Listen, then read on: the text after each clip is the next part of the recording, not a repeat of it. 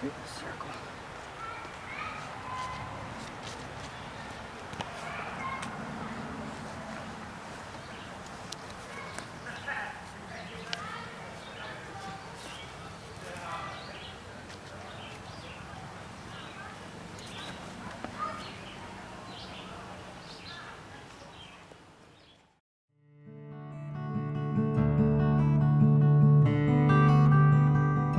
The idea, though, is to awaken to this path, to awaken to the mystic's path, to awaken what it means to be a spiritual anarchist, to want to resonate with what you were charged to do to come here. And everybody has a purpose.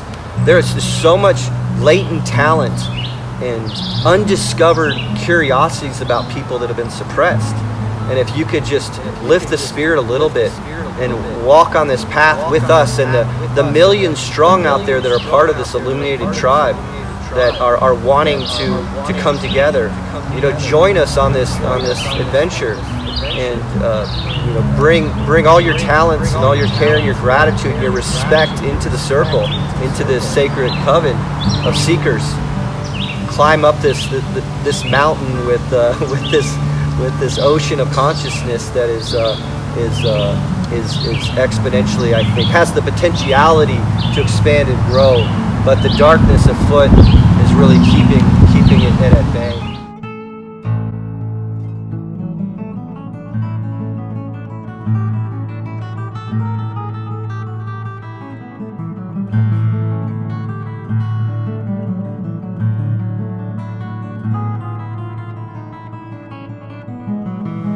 I think it's important too to get a really broad scope of all these different topics and study as much as you can about different things. I like to think of it as climbing up on top of a mountain and looking out at the terrain and seeing everything, and seeing what might be the easiest passage to get to the next mountain range. You can get a better perspective the more that you know, and the higher you climb up that mountain of knowledge or gnosis in your search for God or search for truth, in this sacrament of love and care that we have in the human condition, it's easier to get a bigger handle on the terrain.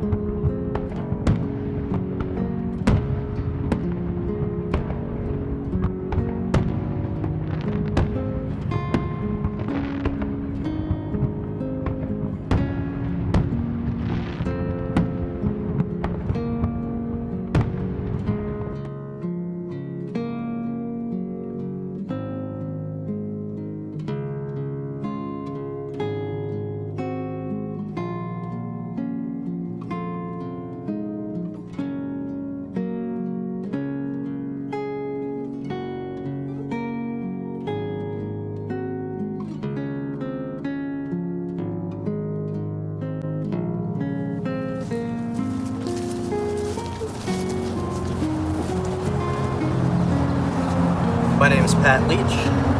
Welcome back to the Catskills, Watson, your second time. First time was 9 months ago after we met at a conference I organized in Philadelphia, Anarchadelphia. That was 3 days of occultism, cryptocurrency, and anarchy. And 21 speakers, just 3 days of amazingness. That's where we met. And yeah, now we're back here and come up with a great idea. So, you want to explain what we're doing here? Basically, when we first initially met, we immediately started talking about doing some project together, and we came up with this idea of something under a Primal Truth banner. So that original vision for this series was actually birthed at the beginning of our friendship. So here we are with the idea that we're going to try to talk about this concept of the primal truth. We're going to try to get down to the essence of what this reality is and talk about the light and the dark, and talk about love and fear, talk about truth over deception. So the idea that we came up with was to have 7 questions in the light and 7 questions in the dark.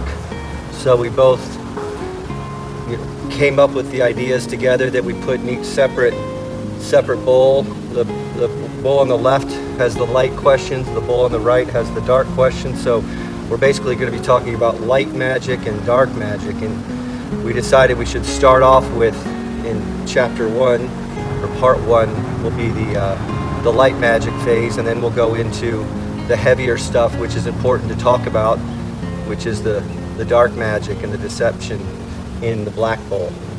So all of it's random too, except we decided on the first one that we would talk about anarchy, and everything else that we pull out of there is just happenstance and random. In the spirit of that, we're not really sure exactly how the conversation is going to go or what order it's going to be in, but I'm sure it's going to be auspicious and synchronized perfectly.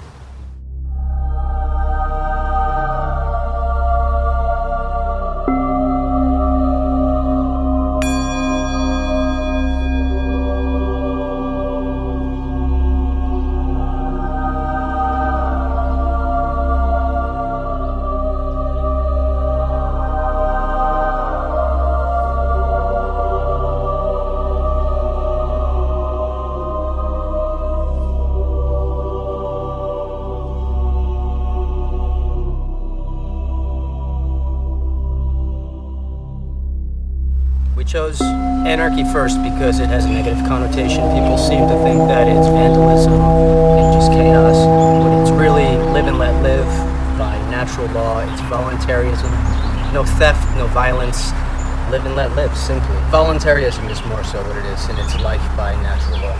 Yeah, absolutely.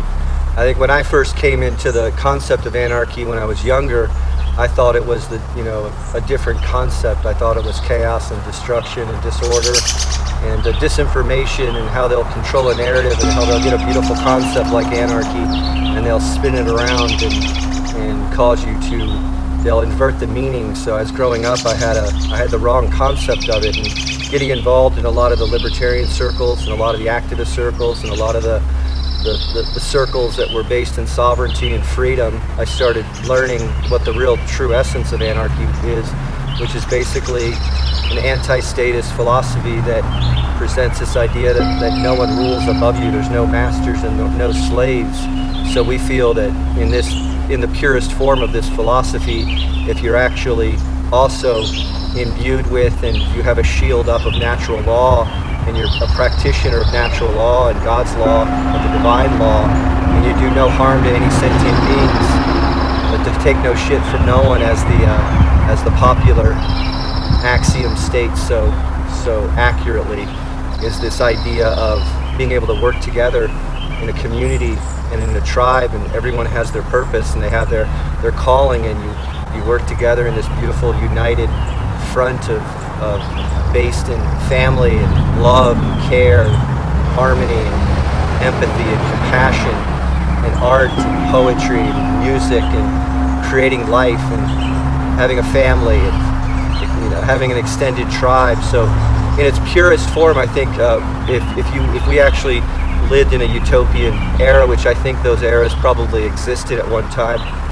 is that this idea that you would be taught the tenets of natural law, instead of the antithesis to that would be what we'll talk about, I'm sure, later, is this idea of moral relativism, which is actually negates natural law. So most people who are practitioners of this discipline are actually practicing in tenets of moral relativism, which is where you actually find morality relevant to your own needs, and it's an ego-based philosophy that's not based in any of the positive high-frequency adjectives that I spoke about earlier.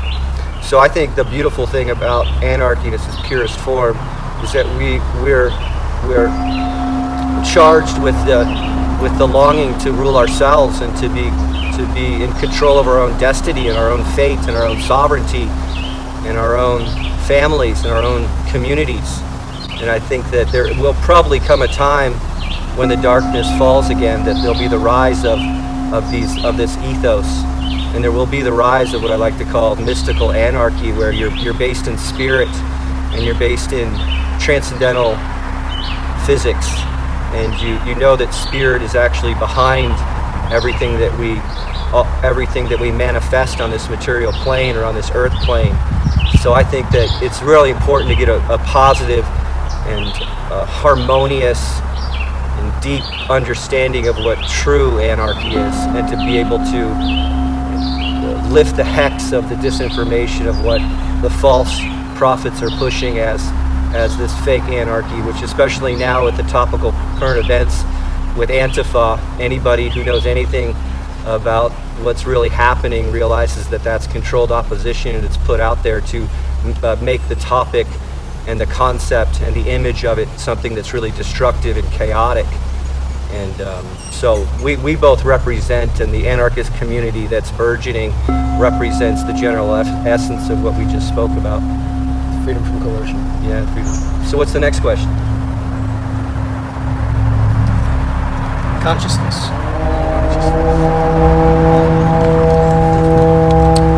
Consciousness, man. It's eternal, it's everlasting. It's what gives us this opportunity to experience itself. I lean more towards it's an omniscient, omnipresent source of energy, and we all are just a small subdivision of it.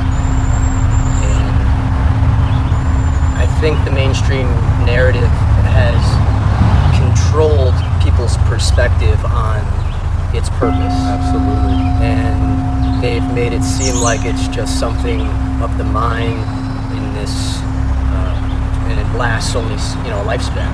In the spirit of that, whenever I think about consciousness, I always like to bring up what the mainstream indoctrination of the high priest of scientism are peddling, which is this idea, if you're an atheist and a heliocentrist and somebody who believes in evolution instead of devolution, and you believe in transhumanism instead of the spirit of humanity, and you've fallen for the cult of scientism, which actually forces and coerces you, generally speaking, against your will through mind control and manipulation and disinformation, and a peer-reviewed educational system that pushes these false narratives, is this idea that in their reductionist and materialistic scientific paradigm, they're basically stating that consciousness only exists within the body itself, and that when you die, the mind and consciousness, your identity dies with you, that it doesn't live on, that there's no transcendental element to spirit.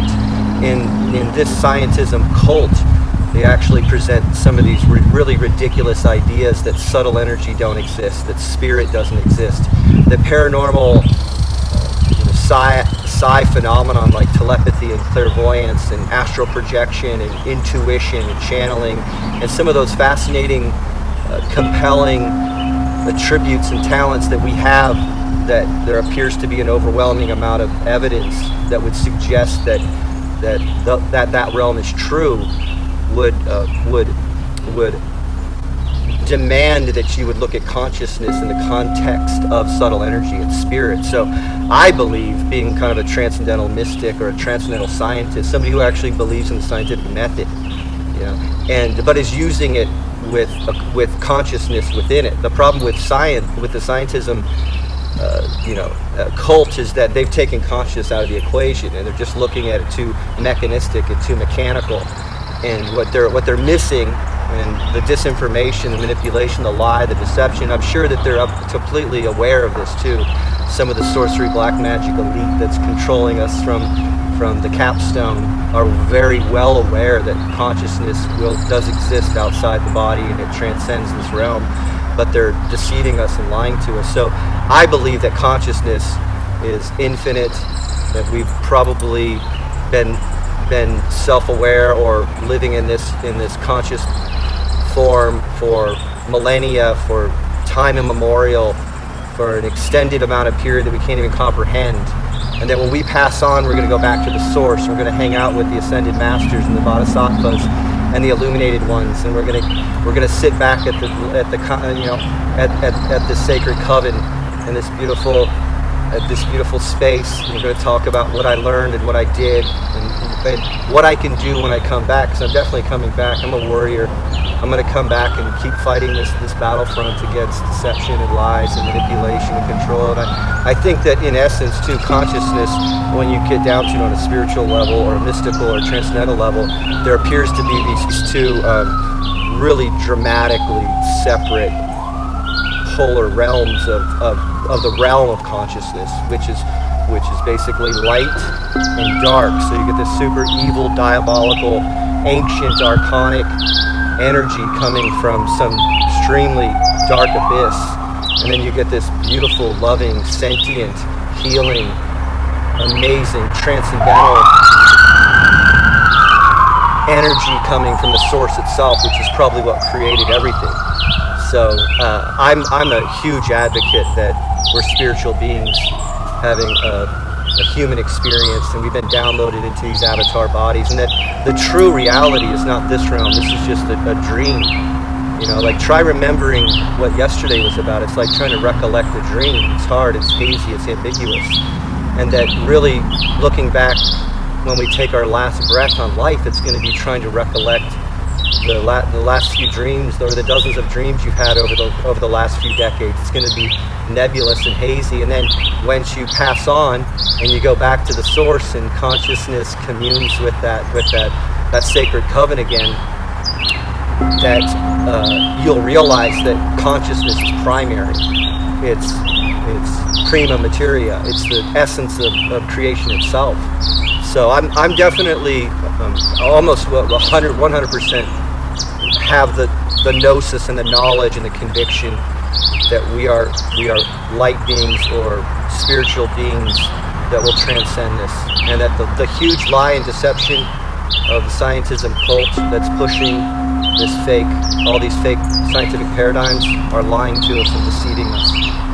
It's funny how they take spirit out of the consciousness equation in the Common Core public system. To the extent that they're going to promise you immortality with the artificial intelligence, AI, Internet of Things, singularity, that when you die, if you believe in their science and you think, I'm not going to live forever, I'm going to die when I take my last breath, it's over, that somehow this science is going to capture your essence in ones and zeros, put you up into some mainframe, and then download you into a cyborg, and you're going to be living in the matrix of a computer. And that's their promise for immortality. That's absurd.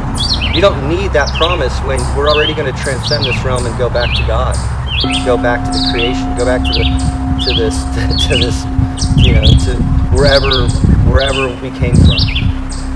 They're very good at steering the narrative. You know, they have the majority of people already living in the virtual world for most of their and that's the darkness that's controlling people's minds. It's mind control, it's manipulation, it's coercion, and it's against natural law. It's a really insidious and nefarious and diabolical energy that's coming from this other realm that's controlling all of this stuff. So that's why it's important in the spirit of light that you fill your temple full of light. And light, in essence, is a metaphor for everything that's great about natural law. You know, I spin this yarn a lot, but you know, what is light? You know, it's love, it's logos, it's compassion, it's healing, it's empathetic, it's full of care, it's full of intrigue, and as Terence McKenna, you know, famously said, a lot of times he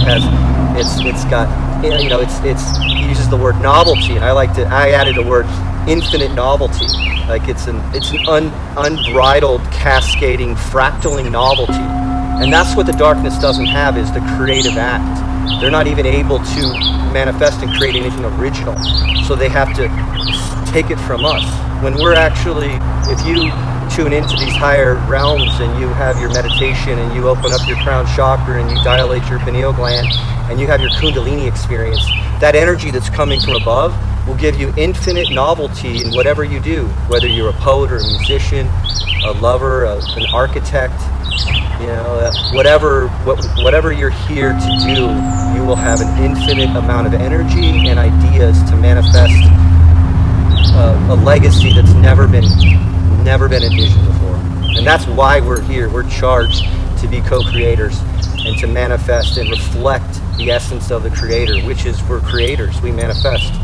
We love to tinker, we like to make, we like to think, we like to ponder, we like to be philosophers, we like to be artisans and craftsmen, and we like to, all these incredible things that when you're based in the light, you're overwhelmed with.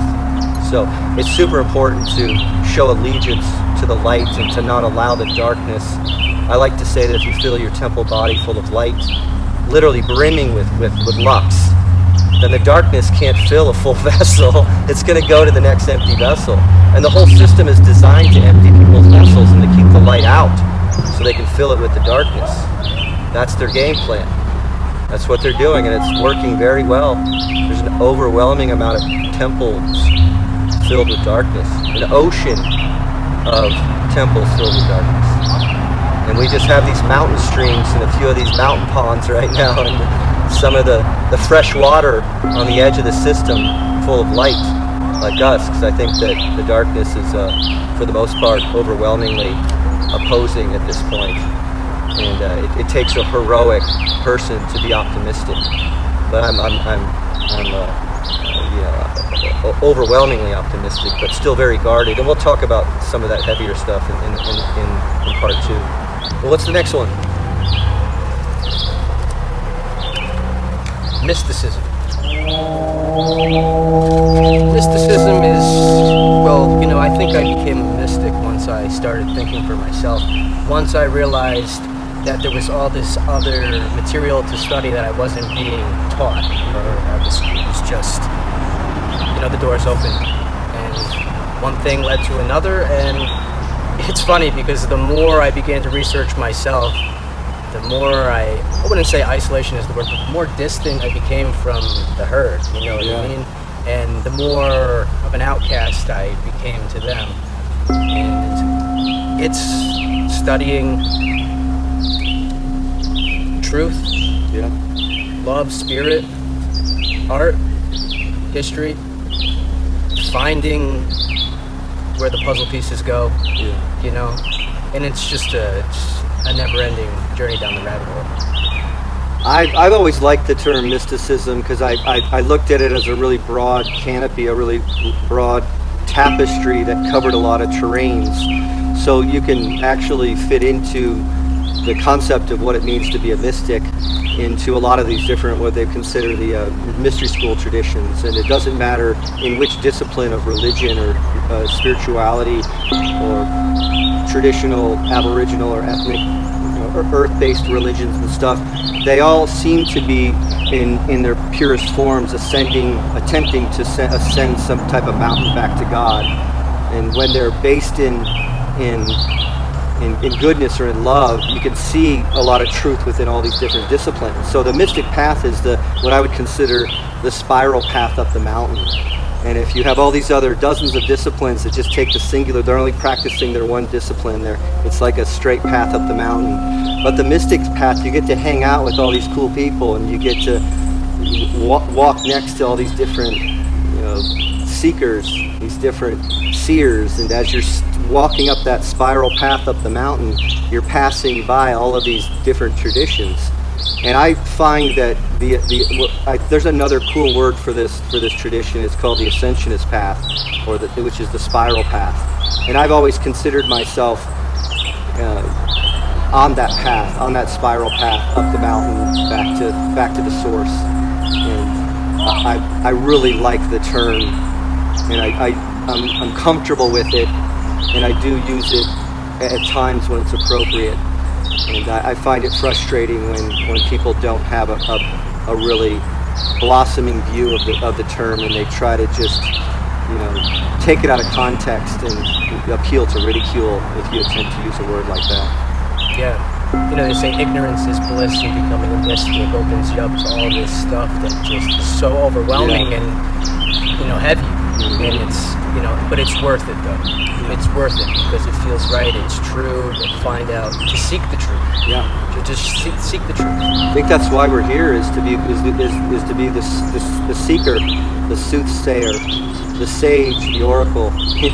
We want to divine the essence of this great riddle. We want to get to the source of this grand, mysterious tremendum.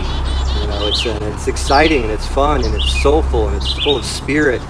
And it's also, I think, when you're on that path, which is, you know, it's an uplifting, energetic path, and you're, generally speaking, your consciousness is going to be at a higher chakra realm, and you're going to be based in your heart, but still connected to your crown chakra. When you have that bridge between the two, and you can really connect to the source, then the artwork that you make and the words that you speak and the gestures that you create and the love that you share with people, it's coming from the source. And I think the true mystic, the right-hand path is the path of logos, and obviously the left-hand path is a path with the darkness. And I'm on the right-hand spiral path, back up the mountain of Lux. So what's next? What do we got? Logos. Logos is the symbolic representation of life, whether it's mathematics or through nature. It is love, it is light, it is the creator, it is mind, it's the time clock, the gears that make this earth realm work. It's all. That's what Logos is to me. Logos is I think it's the apex of language. You know, I can't think of a term that's higher in this magical realm than logos. To me, it just personifies everything. It's imbued with this entire narrative about talking about light and love and care. It's like logos is the breath of God. It's the voice of God. It's when you see in nature the absolutely stunning complexity of sacred geometry and sonoluminescence and cymatics and this vibrating, scintillating, kind of unbridled sacred math and geometry and gematria and numbers and stunning sacred substructure that emanates that there was a creator, and that in essence is what logos is. So it's this. I think logos is a powerful word if you use it in the context of an infinite in all directions. It's like when you think about the earth plane. You know, me being a geocentrist and a flat earther, when I think about how extremely large and potentially infinite the earth plane is, especially in the cosmic egg model, it's an overwhelming amount of space. It goes off infinitely into all directions to a certain extent. And I think if you do reach the other realms, you're probably going into a hyperdimensional space where time itself will collapse, and you won't even. Like when I think of logos, when I think of God, I think of this exploding. To use I don't want to use their vernacular, but you get the general ideas. It's a really beautiful, stunning, exquisite word, and when you really spend time with it and ponder on it and think and let it settle into your being, you really it would take a lifetime to talk about all of the beautiful things that we can find logos in this beautiful creation that we're in. What's the next mystery word? Sacred geometry. Oh, Plays right into logos. yeah. Sacred geometry is really what woke me up spiritually, because I was finding answers, and mathematics is really the only neutral way to approach that. Yeah. And physics, quantum physics, and the unknown in association with nature and its mathematics. And I built an animation all about this. At least it's my perspective on how this metaphysical space or radiation becomes existence. Yeah. And it's funny, it actually works in the sequence that spells the word God. I'll put some animations up right now. Yeah. It's the splitting of two. It's the first cell division, the splitting of spheres, spirit moving into matter through fractal pi ratio, phi and pi ratios. Yeah. It's amazing. It's incredible. Yeah, I'm really glad that word came up by chance after the word logos. Because when I think of sacred geometry, I instantly think of the concept of logos, which I just attempted to extrapolate and miserably failed, because I think language transcends trying to describe what these concepts are. So at least I attempted to get a handle on that idea. But sacred geometry is just another metaphor for the highest realm of a great example of how this whole beautiful realm that we're living in, it's almost certain that it was made by some creator, some coven of creators, and that the idea is that in sacred geometry is not only is it found everywhere in nature, and the whole fabric of the essence of life itself is brimming with it, but me personally, intuitively, when I was younger, I've always made artwork that was very calculated, and it was very symmetrical, and it was deliberate, and it was methodical. There was a lot of consciousness, a lot of intention, a lot of love and care that went into my work. And over the last maybe decade or so, I've really heavily gotten into sacred geometry with all of my artwork. I am a full-time artisan, and a part-time paradigm smasher, or part-time philosopher, but mainly my main identity is that I make art, and in my artwork I'm naturally, because I'm a child of God, I'm charged to manifest and mirror this reality. So all of my artwork is riddled with sacred geometrical substructures, and a lot of my tattoo work is too. And I really can't really think any other way. I attempt to work in other ways, but there's always a substructure to what I do, and I see that some of the most amazing work that I connect to, it has some kind of intelligence and some deliberation and some deep thought behind it, when especially when it's based in reflecting and mirroring this great mystery that we're in, which I think the artwork that I like to manifest and that I connect with is deeply based in sacred geometry. Sacred geometry helped me differentiate between spirit and God, and what their relationship is, how spirit creates a God, basically. Yeah, look at some of the ancient symbols like the Sri Yantra and the Metatron's cube. Both of those, one in Eastern tradition, the other one in a Western tradition, and both of them are completely full of sacred geometry, symbols and symbolisms. Especially the Metatron's cube, it has the Platonic solids in it. It also has within it, hidden kind of just behind the surface of it in a metaphysical and tangible level, is the flower of life, and the seed of life is embedded within the Metatron's cube, which is the high priestess of all sacred geometry symbols. It's one of my favorite symbols of all time, if not the most favorite one. And you could spend an entire career trying to get a handle on everything that's hidden within that symbol. It's very educational. Yeah. The creative act, we're basically just talking about. Yeah, I identified with you when you said that when you try to produce something or you get creative and you're making something, you can't really get away from the sacred geometrical structure or having have some inspiration on what you're creating. It's the same thing with me. After I spent some time learning about it, it just becomes, I want to say, almost obsessive, because you develop a relationship with it, because you begin to understand what it's about, and it's just beautiful. So I try to make a lot of art that's relative to sacred geometry also. Yeah, absolutely. Yeah, the creative act is one of those ideas too. Is that if I like to think that depending on whether you're full of light or full of darkness, will direct what your creative act is on what you make, and the type of art or the type of whatever it is that you're manifesting.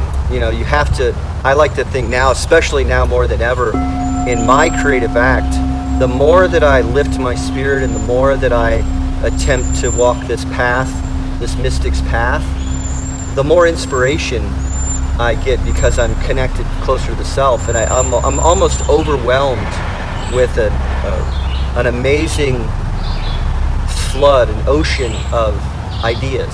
I'm constantly thinking about art I'm constantly thinking about creative stuff, and it's because I think that I'm lifting my spirit. And I think the closest, if I could give anybody advice if they want to open up those floodgates, is that connect to spirit and to connect to your heart chakra and to your higher realms, and start practicing a meditation practice, or just calming your life and developing some kind of discipline where you can pull energy from the source. And in that process, once you discover what it is that you love to do, which there's, as Rumi said, there's 100 different ways to kneel and kiss the ground that you walk on.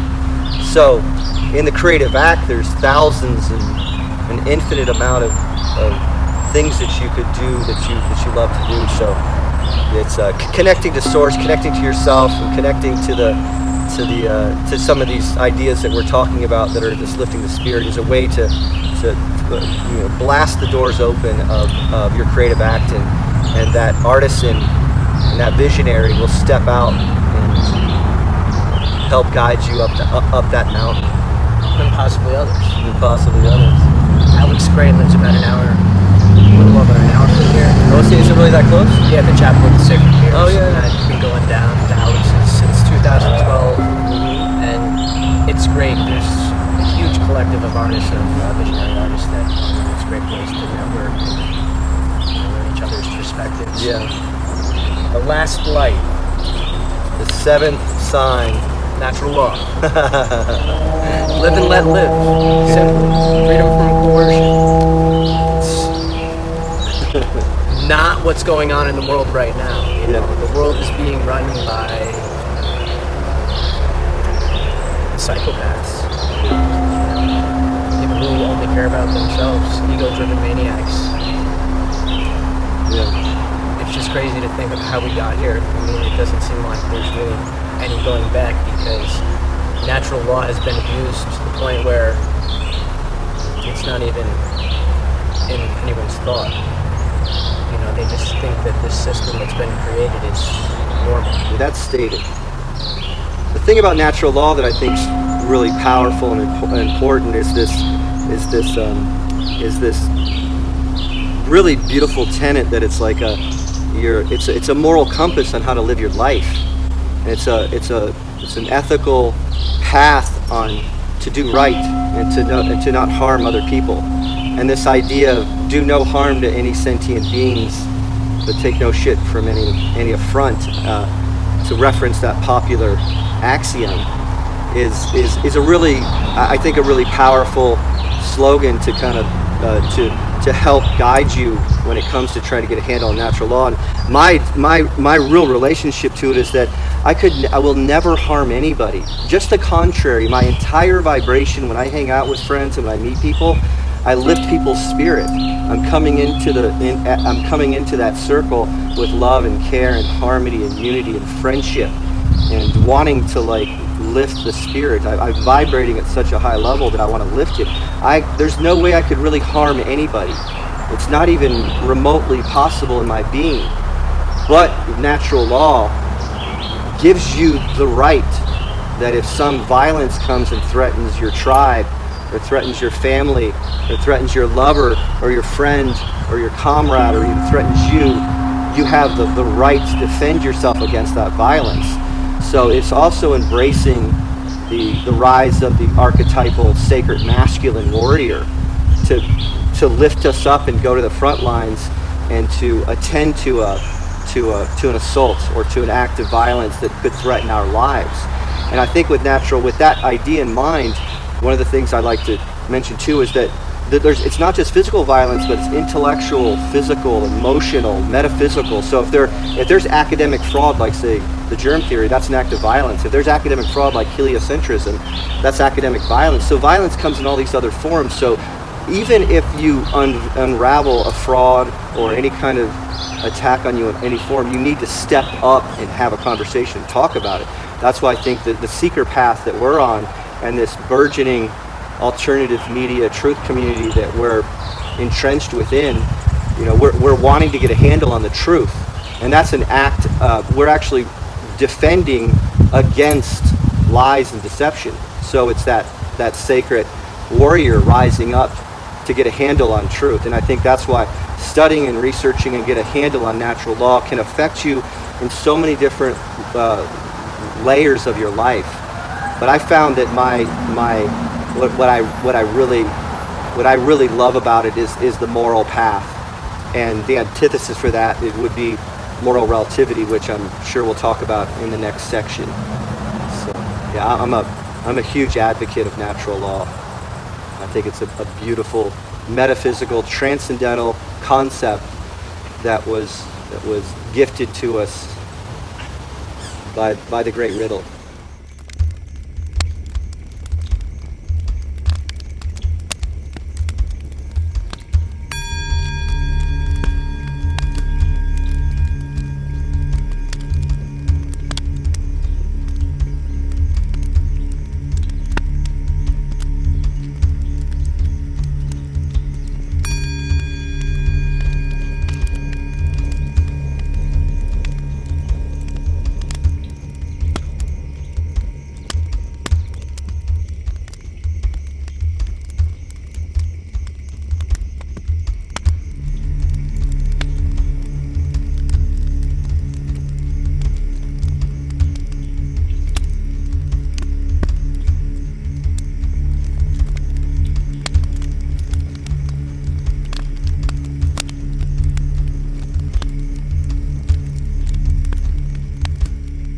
So that was it for the light.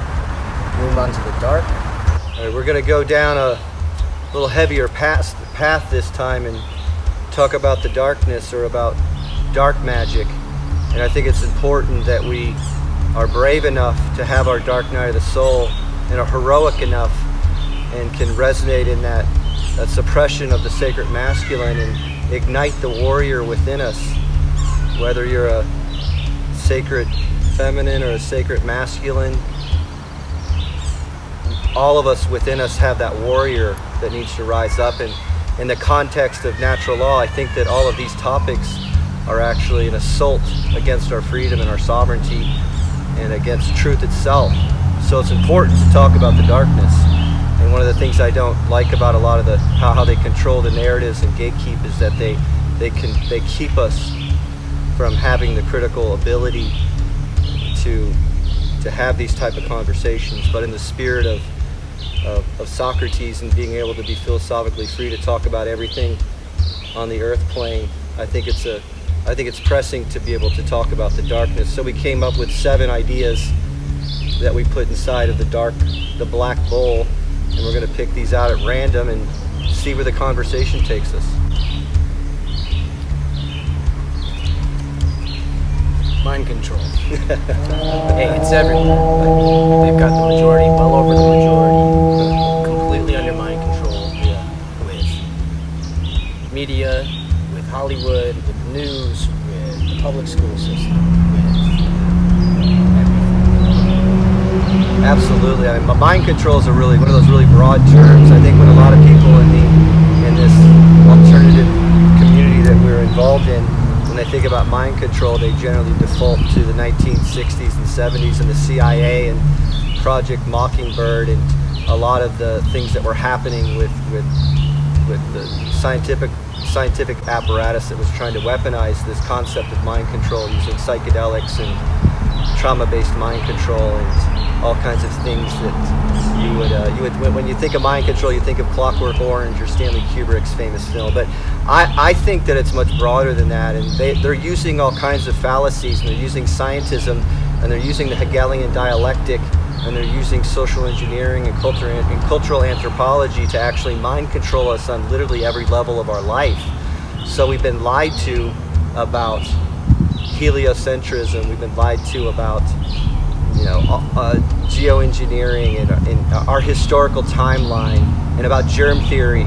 We've been lied to about so many, dozens of different topics, that it's a really important idea to get your thoughts around and to study and to research and to realize that when you do lift this veil and pull at the threads of the historical timeline of mind control, I think it goes back to the beginning of time when you think of the prophetic, or I don't know, prophetic's the right word, but when you think of Plato's cave, for instance, where they would cast the shadows of the people up onto the wall, and they thought that was reality, and then somebody escaped out into the world and saw what the world was really like and came back to tell the cave dwellers about what reality really was. They didn't want anything, they couldn't comprehend it, and they just wanted to stay in the cave there and look at the projections of themselves, which was a false reality. So I think we're living in a nightmare of Plato's cave right now. There's these false projections everywhere, and that we really have to rise up and unravel these things in order to lift the hex and to be free of these deceptions. So very important topic, and very, very important to talk about in the context of the dark arts and the sorcery magic.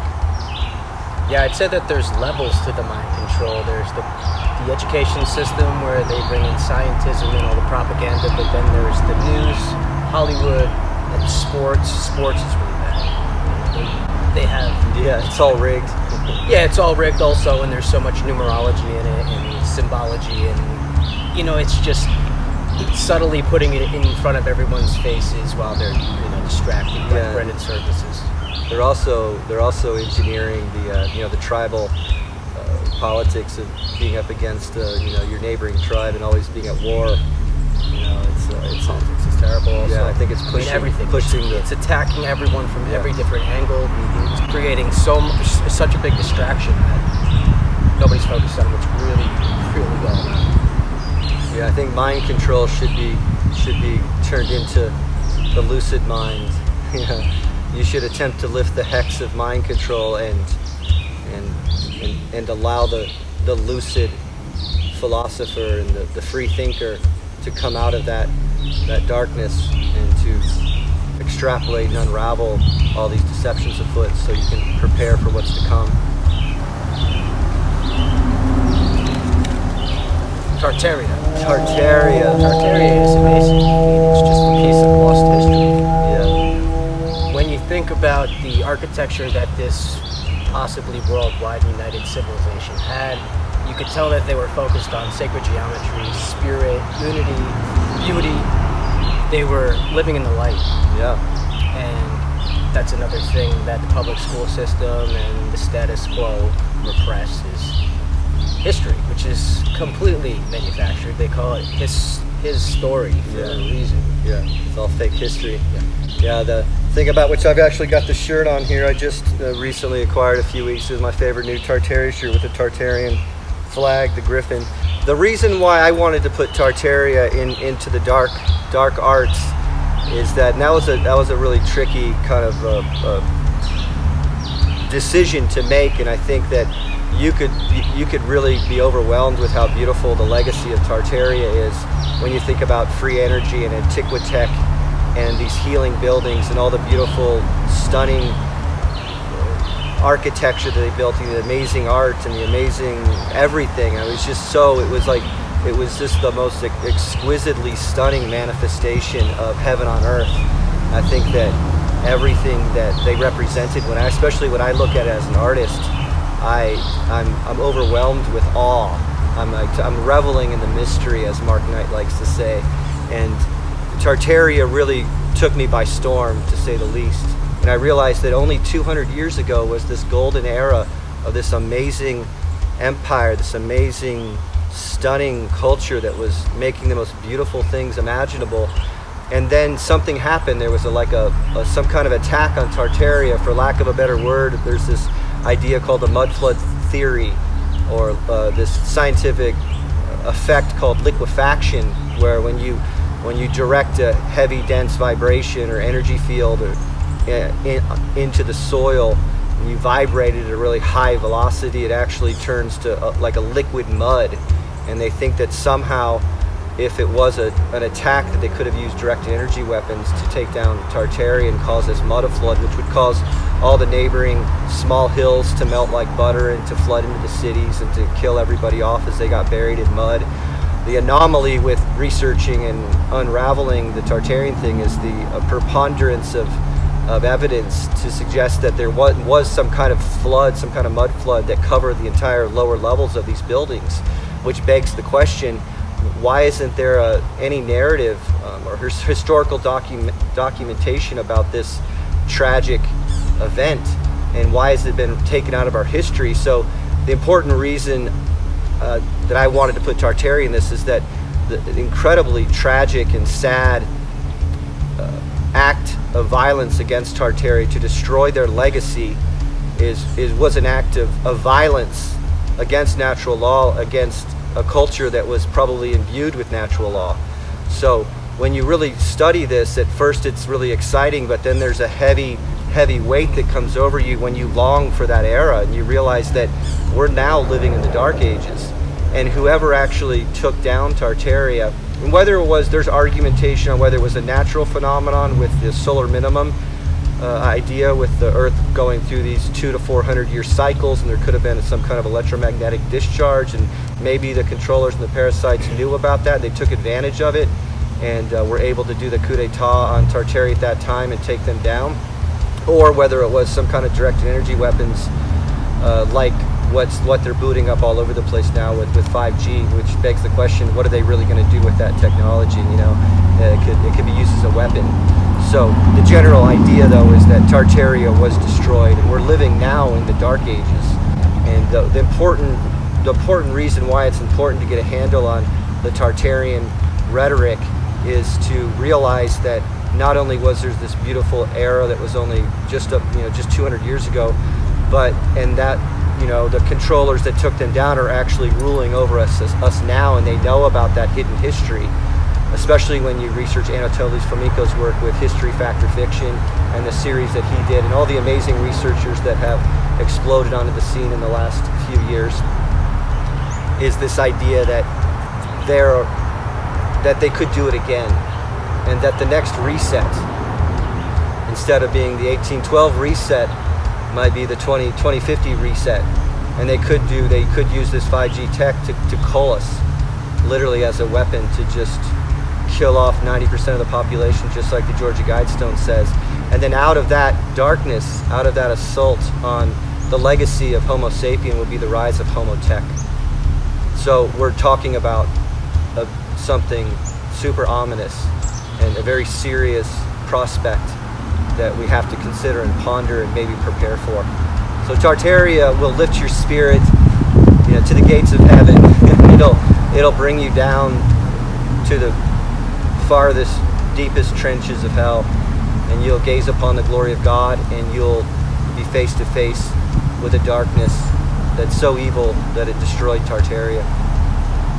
I did a little bit of traveling, and I was out in Berlin, and some of the architecture is exactly the same as in Philadelphia or New York, and clearly they had an understanding of sacred care. Speaking of Philadelphia, when we met at the Anarchy Conference, I did a walkabout and went to gaze upon the City Hall there, which I consider to be the crown jewel of all Tartarian architecture. It is the most stunningly exquisite building I've ever seen, and in part because it's filled with these monolithic, huge not titans, but gigantic stone sculptures of people from all over the earth plane.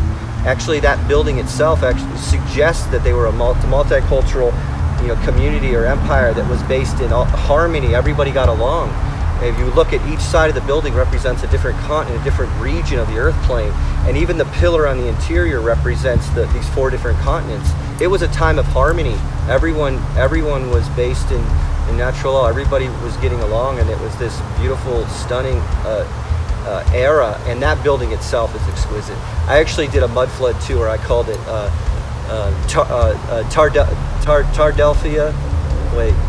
Tardelphia mud flood tour, and the last day after Clive did his lecture, I gathered about 6 or 7 friends, and we walked around Philadelphia, and I found the most amazing evidence of a mud flood building, which is only 2 blocks from the City Hall. You can always find the evidence in the alleys, and we walked down this alleyway, and the most incredible, stunning evidence where they had dug down like 20 feet to open up this old brick building so that all the windows, so they could breathe and get airflow down there. And you're literally looking down at the old street level, and the windows go all the way down, and the alley goes in an L shape. It's stunning evidence to suggest that the Tartarian narrative is overwhelmingly true, and we need to prepare for what's to come if they did destroy Tartaria, they're going to take down this system and reboot another one. That'll probably make the Hunger Games look like kindergarten.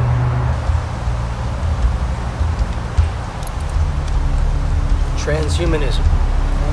You know, a lot of people might think gender, but it's really emergence or artificial intelligence, and that's definitely coming, especially with things like ID 2020. If you look into Gavi, Bill and Melinda Gates Foundation, Rockefeller Foundation, they're basically trying to give everyone a digital identity, which will eventually be a microchip inside of you.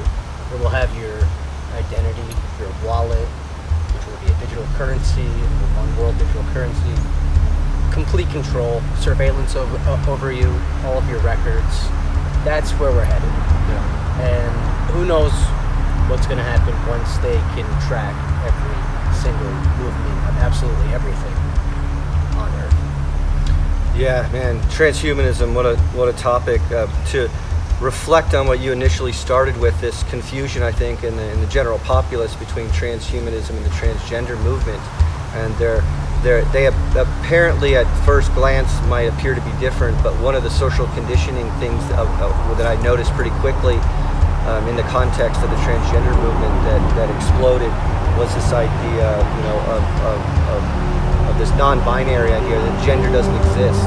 So one of the things that I realized pretty early on, because I've been studying transhumanism for, first really started getting into it about a decade ago, and then the transgender movement kind of hit around 2015 or so, and it was around a little before that, but when it really went viral within the culture is this idea that one of the ideas about the transhumanist cyborg being is that it's gender neutral, and that it doesn't have a gender, and that if it wants to procreate, that it has to get the assistance, and it has to be approved by social crediting, and it has to be in good status with the state, and it has to, be a good worker. It can't be a dissident, and you have to be approved, and then you're actually not going to have, actual, true physical communion with another being.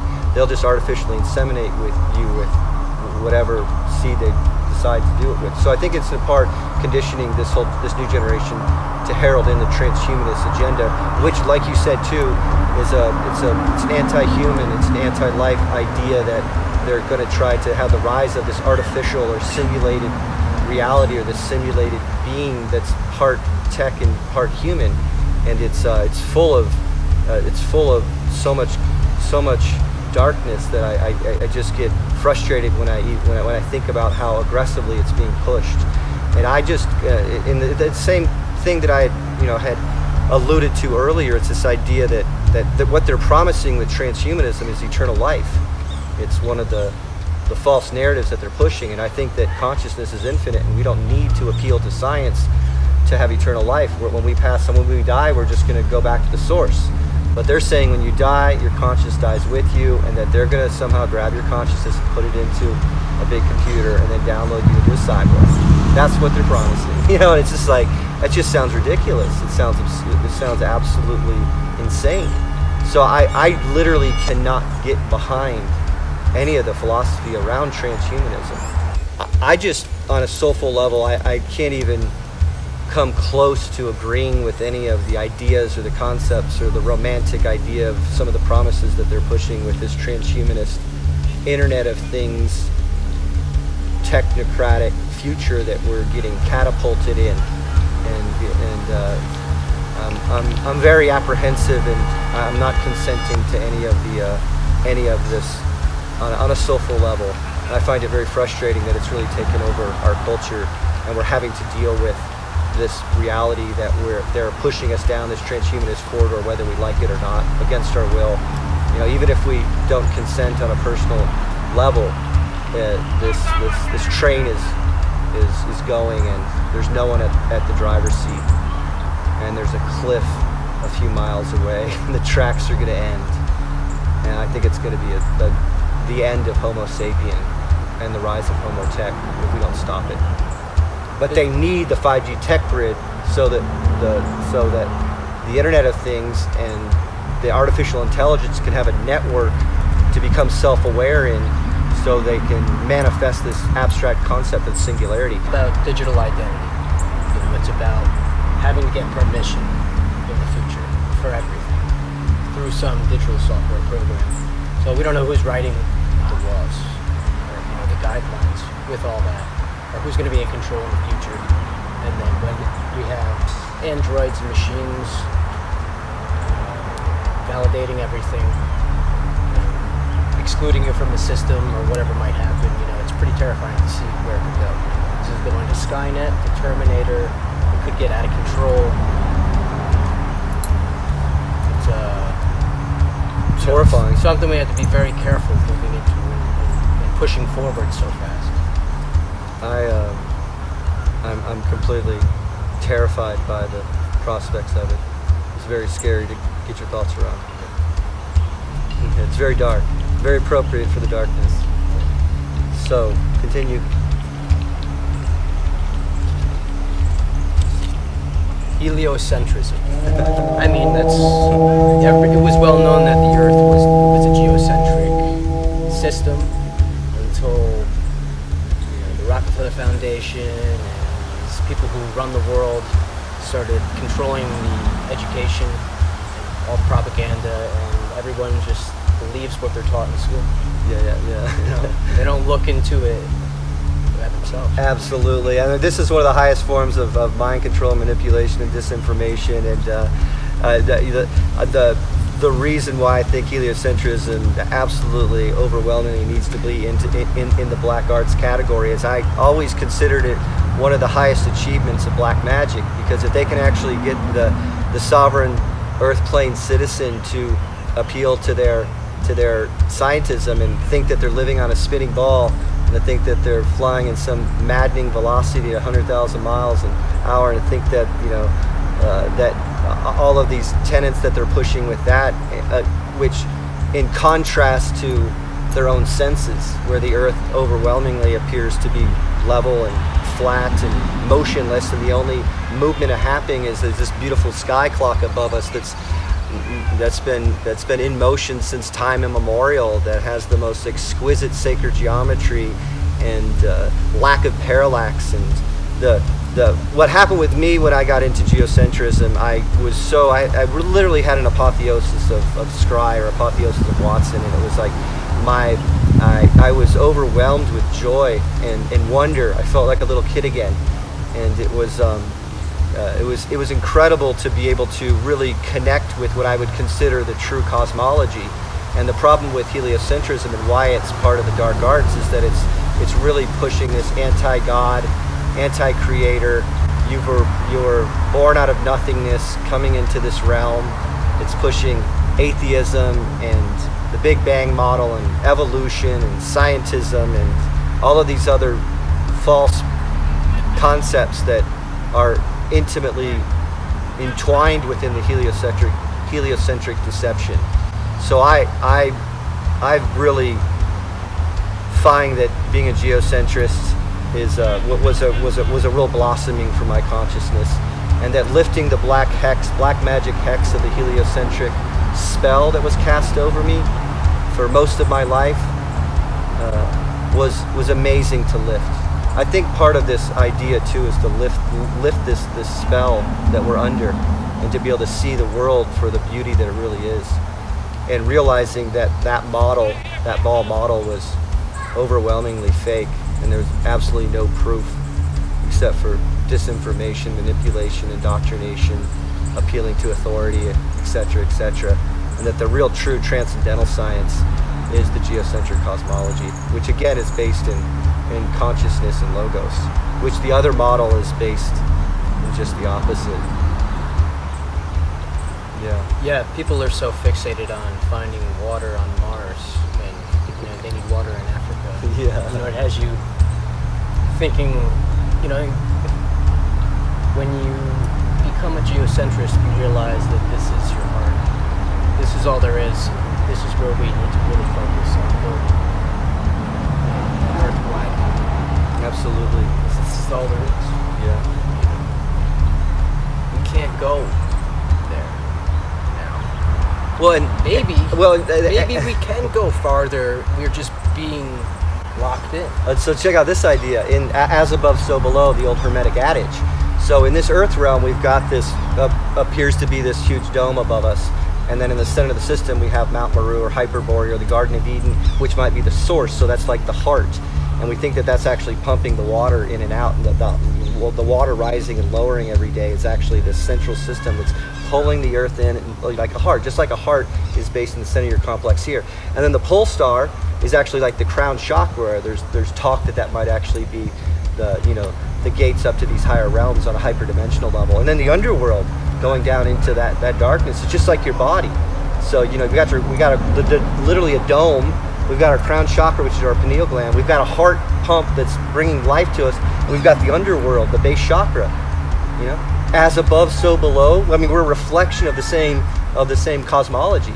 We're actually emanating with this toroidal energy field that's probably similar to the same toroidal energy field that is, that the whole cosmic egg model presents. And what if there's a whole an energetic chakra system throughout this, in the central axis mundi of the earth? You get the crown chakra, the heart chakra, and this underworld, and that's like this energetic field creating this huge toroidal energy field, which is forming the cosmic egg, concept, and then giving the flat plane. And it's the same with this realm. It's the same with the body. The Merkaba field, the toroidal energy field, dome, pole star, pineal gland, heart, Mount Meru, underworld, base chakra. It's so beautiful when you connect those two, and there's reasons why they have axioms like those, so we can reflect on those and see that as it is, as it is in the microcosm, it is in the macrocosm. Yeah. Well, on that note, let's take the next one. Scientism. Scientism is the belief in heliocentrism, the belief in everything science tells you, that the mainstream narrative is putting out, that the public school system is putting out, and it's just the indoctrination. Yeah. If you look into the mystical side of it, the geometric side of it, to the physical and metaphysical side of it, it's very easy to figure out that it's all bullshit. Yeah, scientism is another one of those creepy cult belief systems where you appeal to the high priest of your school teacher or your science teacher, or when you go to school and you just parrot all the information and you get indoctrinated with all these science concepts and science ideas and stuff like that. But again, what I think is where they're gatekeeping the narrative is that to believe in science is to negate spirit, and that the true science is transcendental science. So when you look at, say, all of the transcendental science disciplines that have spirit within it, they bring consciousness into the equation. There's still the scientific method. To be a transcendental scientist, you're still a scientist, but you're a mystic too. You've got one foot in the spirit and you got one foot in matter. And scientism is only based in matter. They're not based in spirit. So they're missing half of reality. And if reality, if the essence of reality is actually consciousness, and this is just a temporary fleeting moment in time, then they're presenting a reality that's ephemeral and fleeting. Why wouldn't you be based in both realities? And that's where I like to think that there's the rise of the transcendental scientists during this era, because I meet so many of my friends that are science minded, but they're also very mystical and spiritual. And that's what I think is a part of this new illuminated resistance that we're a part, is that everyone's full of so much love for each other. We're all practitioners of all these higher level paths and stuff, and we're all overflowing with transcendental love for the creation. And when you bring that into science, you get transcendental science. All right, continue. 5G. 5G, well, there's some health concerns and some privacy concerns. I don't necessarily know about the health concerns. I haven't done that much research, but from what I'm aware, the 5G electromagnetic frequency is within the microwave spectrum, and I don't necessarily want to live in a microwave. The privacy concerns are that once they've installed this throughout the world,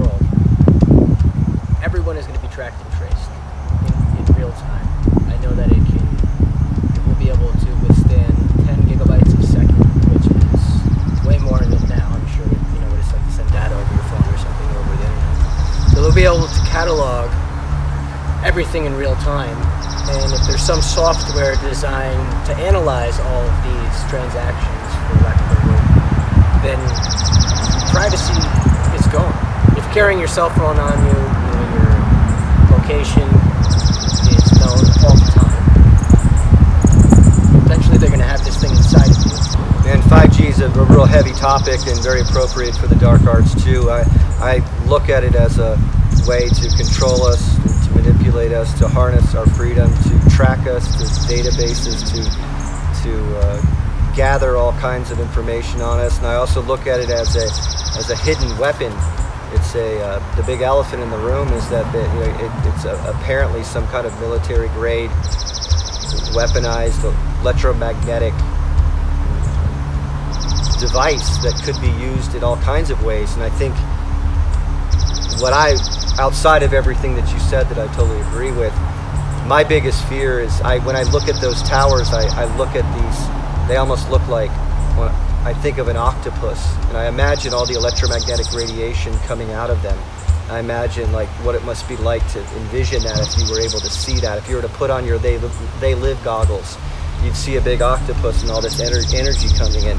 Right now they have them turned on at a relatively low manageable frequency, but we don't know how strong or how high or how dense that frequency can be. And I imagine when that gets turned on, that metaphor of that octopus is going to turn into a titan, and it could be used to completely stop us in our tracks as they do the next great reset. I'm in fear that they're going to use it outside of everything that you spoke of when they're ready to collapse the system and herald in the rise of artificial intelligence. They're going to turn the volume up on that. They're going to cull 90% of the population. We're going to drop just like down in the ground, and then they're going to come and clean the bodies up and turn it back on, and it's going to be the rise of AI, and they're going to bring out all their androids and their cyborgs and their robocops and whatever kind of tech they have that they've been building down in those deep underground military bases, and they're just gonna reestablish a new era of this absolute nightmare of Skynet, the singularity and artificial intelligence. So I'm looking at it as a way to cull us and everything that you spoke about. So very important to talk about, very important topic. There's a lot of information out there, and I think that if we were to bring everybody together, that the entire Earth plane resistance needs to come up and absolutely not allow 5G tech towers to be built. Because if they're not built, then artificial intelligence won't have a matrix to live in. And if that doesn't happen, then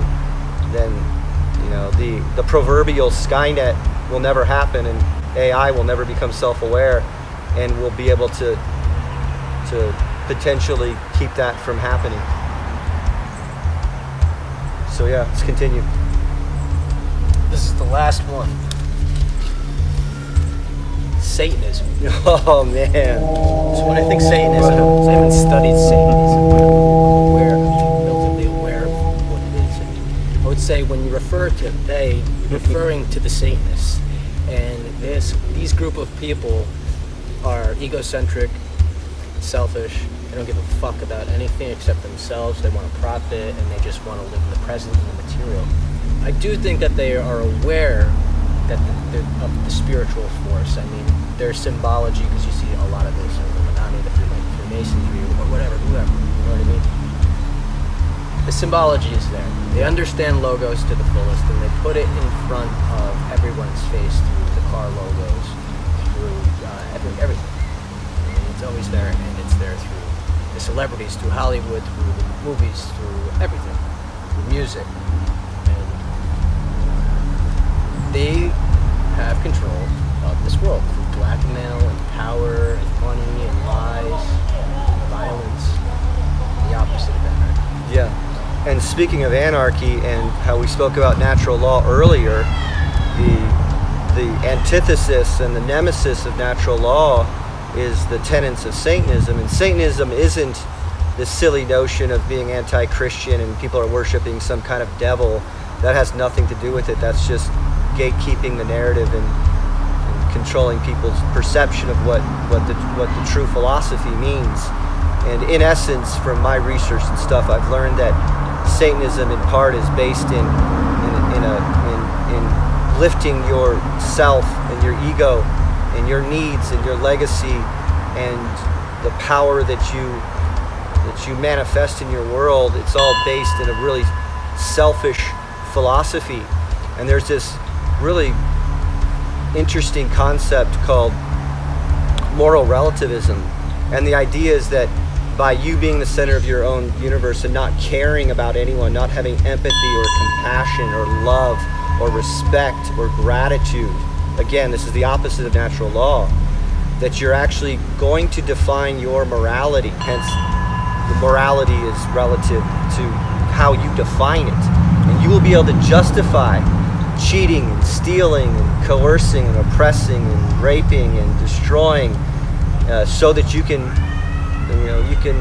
help your own desires. So when I think of all the darkness, I think of all of those attributes. I think that in essence, they are hardcore Satanists, and they're all they care about is themselves, and they want all the land and all the money and all the power. And what they ultimately want is to control our minds. That is the ultimate rush, to control us and to turn us into moral relativists and turn us into Satanists. So you get all these, you get so much of the population are Satanists and they don't even realize it. How many of your friends don't care about anyone?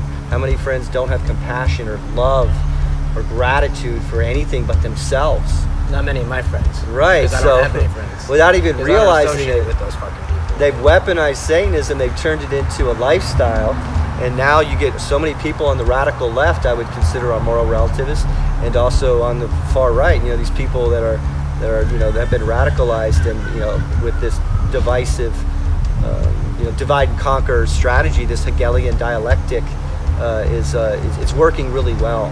So I definitely think it's important to get a handle on this concept, and to make sure that when you do start walking that path, and start ascending your own mountain of lux, that you're based in natural law, and that you need to study and learn about a lot of these dark arts and a lot of this ancient sorcery magic that's been used against us, so you can say no. The proverbial no, like no. It's just absolutely that forbidden word that Mark Passio has imbued us with. So I'm definitely climbing that mountain, so to speak, and I'm based in love and care and joy as I'm climbing it, but I'm also brave enough and heroic enough to talk about the darkness and to make steps to prevent it from getting close to me the best I can, and to protect my family and my loved ones and my friends. And that's what we really need, is we need a resistance, illuminated resistance that's based in natural law, that's based in true mystical anarchy, that's based in sovereignty and freedom and love for the human condition. And we have to unite together and keep this darkness from self-manifesting this, all these really insidious agendas afoot. Yeah, I think that most people don't even know that they're perpetuating the agenda. No. And they're very difficult to crack. I mean, I've been studying for a decade or more. Yeah. And learning a little bit more every day. They're tough to crack. And they're programmed to be triggered by certain words, and it's just the political correctness and the social language. It's absolutely amazing how brilliant and ingenious the dark arts are. I mean, when you study the black magic and you study all of these techniques that they used, it's amazing how impenetrable people are to even having a curiosity about life. I always say that they've weaponized apathy. The most successful milestone in getting control of the postmodern human was to weaponize apathy. Nobody cares, and the lack of care. Care is that primordial that deep feeling, that care for everything, that care for our entire experience on this earth plane. Care was really personified in really what it means to be awakened, or to have your apotheosis, and to rise up and to look at the darkness in the face and say, no, I don't consent, and to bring that candle into the darkness and to illuminate your path along the way, to fill your temple full of light and lux and fire and care and love, as you go back to the source. And we can take as many friends as we want with us back, but it's impossible to wake people up. The legendary movie They Live, when they were try that great fight scene at the end where he spent 10 minutes trying to get his friend to put the glasses on, and then finally he puts them on and he could see what he was talking about. But that's how hard it is to wake people up. The idea, though, is to awaken to this path, to awaken to the mystic's path, to awaken what it means to be a spiritual anarchist, to want to resonate with what you were charged to do to come here. And everybody has a purpose. There's so much latent talent and undiscovered curiosities about people that have been suppressed. And if you could just lift the spirit a little bit and walk on this path with us, and the millions strong out there that are part of this illuminated tribe that are wanting to come together, join us on this adventure, and bring all your talents and all your care and your gratitude and your respect into the circle, into this sacred coven of seekers, and climb up this mountain with this ocean of consciousness that is exponentially, I think, has the potentiality to expand and grow, but the darkness afoot is really keeping it at bay. Yeah, we're really out of time, so it's we have to start doing something now. Things have changed drastically just since Anarchadelphia. And people might think that things are going to go back to normal, but it's only going to get much worse. It's going to get much darker. And they were able to brilliantly deceive the entire Earth plane population with this fake COVID-1984 germ theory pseudoscience, and they could push these fallacies of this manipulation and get most of the populace to go along with this agenda and to appeal to their authority and wear their face masks and social distance and self-quarantine, and never even think or research do viruses even exist. And if they just go in and do a little bit of cursory research, they'll realize that there's been a 150-year debate ever since Louis Pasteur presented this fake science of germ theory, that contagions and viruses in the context that they say have never been proven. Cox postulates have never been satisfied. There is no such thing as these viruses. It's all pseudoscience. The real true transcendental science is terrain science, and your body actually heals itself from toxic particulates that get in the body. It creates solvents around them, or soaps, and it known as viruses, that actually cleanse the body. The divine matrix, the divine sacred knowledge of our body actually heals itself, and that's what a virus actually really is. But nobody wants to research this. They just believe everything, and that's why the darkness is so effective. And I think that's why, to resonate with what you were saying and being a little bit guarded and a little nervous about what's coming, is that if they can successfully get most of the general populace to go along with this agenda and with all of the other agendas, I mean, people don't question anything. They believe in dozens of false prophets and false ideas and false ideologues. I mean, the manipulation is so deep. I think one of the techniques that they use to control and to mind control and to get people to fall into the normalcy bias is this concept of logical fallacies. One of the brilliant, kind of stunning ways that they've been able to manipulate us is through logical fallacies. So most of the population appeals to the authority of their education, to the authority of the indoctrination system, to the authority of their parents, and to the scientists, and to mainstream media, and to education, and to academia, or I like to call quackademia.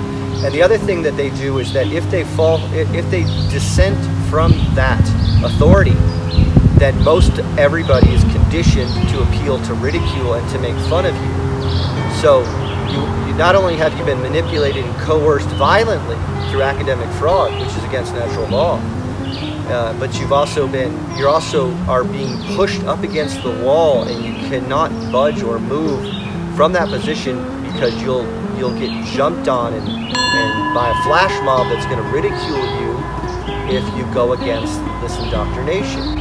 Look how complicated it is to talk about any of these ideas, from false flags to geoengineering, genetically modified foods, heliocentrism, transhumanism, fake history, MK Ultra, Tartaria, like all these things that go up against the established indoctrination. And that's how I think the darkness is able to control our minds so well, is through these logical fallacies, through the collapse of the trivium. So when you study logical fallacies, you can actually see the trickery, and you can be like, no, I don't need to appeal to your authority, because I know from my research that what I'm talking about has some validity, and we should at least have the freedom to talk about it. And I'm not going to run from this conversation because you're making fun of me. Why don't you be a gentleman and show some respect, and let's continue this conversation. So it's important to get a really broad scope of all these different topics and study as much as you can about different things. I like to think of it as climbing up on top of a mountain and looking out at the terrain and seeing everything, and seeing what might be the easiest passage to get to the next mountain range. You can get a better perspective the more that you know. And the higher you climb up that mountain of knowledge or gnosis in your search for God or search for truth, in this sacrament of love and care that we have for the human condition, it's easier to get a bigger handle on the terrain. Well said.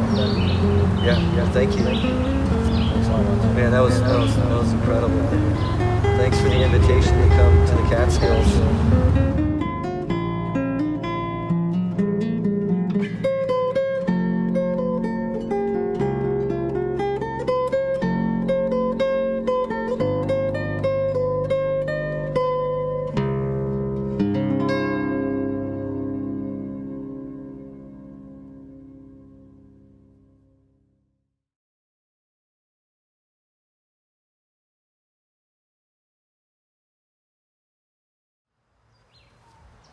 You like my little forest rig? Get my little twig over there.